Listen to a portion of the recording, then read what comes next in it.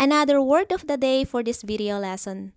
Let's have an Ilocano word for Ilocano learners, but of course with English and Tagalog.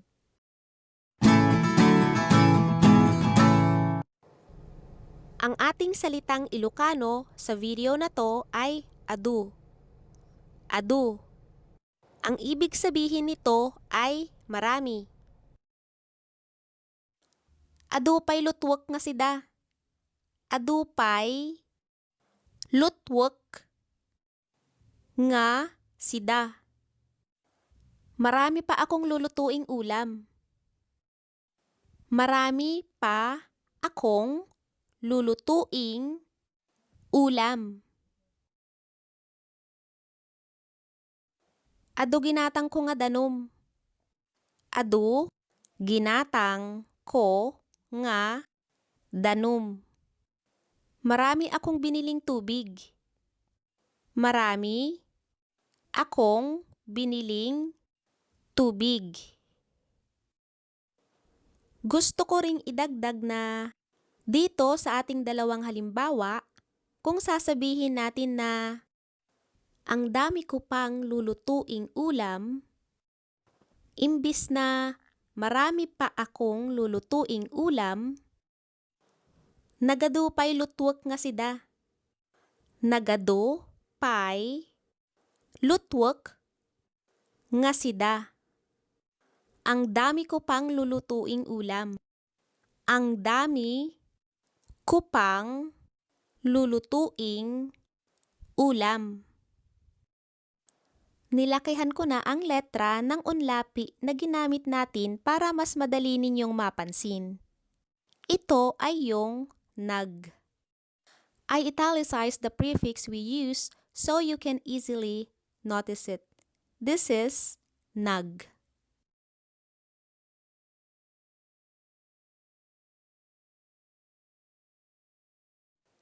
Adu nalipatak gatangan.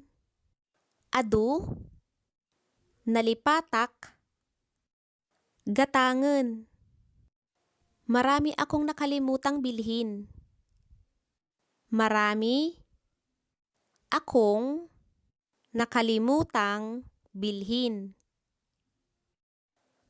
Kung sasabihin natin na ang dami kong nakalimutang bilhin, nagadu nalipatak gatangan. Nagadu nalipatak gatangan. Ngen. Ang dami kong nakalimutang bilhin. Ang dami kong nakalimutang bilhin. Ang dami kong nakalimutang bilhin. Adu gayem ko dijay. Adu gayem ko dijay. Marami akong kaibigan doon. Marami akong kaibigan doon.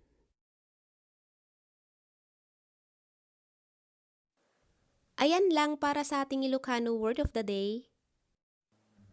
Para sa iba pang mga unlapi at hulapi na ginagamit sa Ilocano, tingnan nyo na lang yung link sa info section ng video na to para sa isinulat kong may pamagat na Ilocano affixes, prefixes, and suffixes used in Ilocano.